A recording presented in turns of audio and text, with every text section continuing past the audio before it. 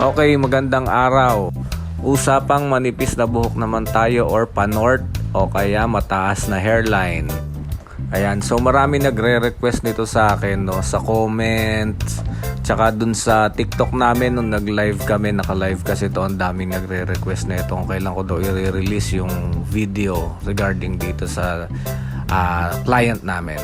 So eto na yung mga sagot sa katanungan kung may pag-asa nga ba yung panot na buhok o manipis na buhok o mataas na hairline. Dito magiging transparent at honest lang ako sa sasabihin ko. Madami na ring artist ang kayang gumawa o kayang mag-handle ng gantong sitwasyon. Pero ang totoo lang, temporary solution lang to para sa pag numinipis na buhok at saka yung mga napapanot at mataas na hairline. Hindi to yung cure para tumubo pa uli yung buhok. So makakatulong lang siya para magmukhang makapal tsaka madiskartehan yung mga part na maninipis. Masasabi ko na isa ito sa pinakamahirap i-handle na sitwasyon pagdating sa dreadlocks. Kailangan dito ng mataas na level ng expertise sa pag-handle ng gantong sitwasyon. At masasabi ko na kailanganin mo din dito ng mataas na level ng diskarte. Risky yung gantong sitwasyon. So kung hindi ka marunong mag-handle ng ganto, pwede mong mas masira pa yung buhok ng kliyente mo. Pwedeng mas lumala pa at mas stress yung anit ng kliyente at malagas lalo yung buhok at mas numipis pa yung buhok. Siyempre, kakailanganin mo rin dito na tamang sukat ng strand. At dahil manipis ang buhok ng client mo at para maiwasang mas stress yung anit ng client, mas manipis na strand yung kailangan mo ikabit. Hindi pwedeng mabigat, hindi pwedeng mahaba agad, tamang sukat lang. Dahil mas makapal na strand at mas mabigat na strand, magkakaroon siya ng tension at mai-stress ang anit at pwedeng mabunot yung roots. At lalong magkokos siya ng hair fall at pagnipis ng buhok. At isa sa pinaka-importante dito ay sectioning. Dahil sa sectioning pa lang makikita mo na agad kung maaayos mo ba yung issue niya or hindi.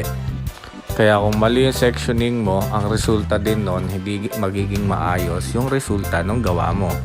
Sa ngayon nakikita nyo na ginugupitan ko yung client at mapapansin nyo rin na nawala na yung manipis na part. Pero hindi pa dyan matatapos yung gagawin namin.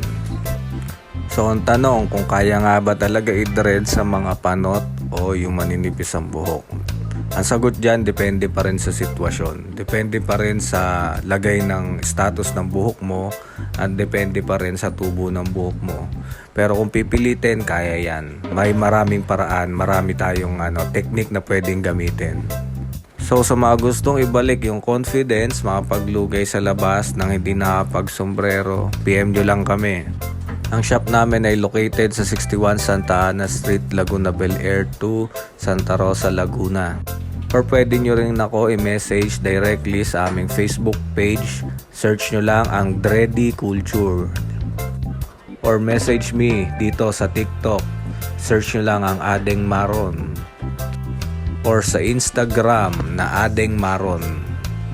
Okay, ayan, tapos na ang buhok ni Sir. So makikita nyo ngayon, wala nang bakas ng pagkanipis at pagkapanot. At yung hairline ni Sir, binalik natin sa normal. Lalo na pag nakapony, hindi mo na makikita. Okay, check nyo rin yung hairline ni Sir. Makikita nyo na hindi na siya mataas. At eto naman yung dreads niya after a month. Ayan, bumalik si Sir para ipacheck niya yung dreadlocks niya dahil lalabas sila ng bansa. So ayan, no more manipis na hair. So message nyo kami, baka kami na ang sagot sa pagbalik ng confidence nyo.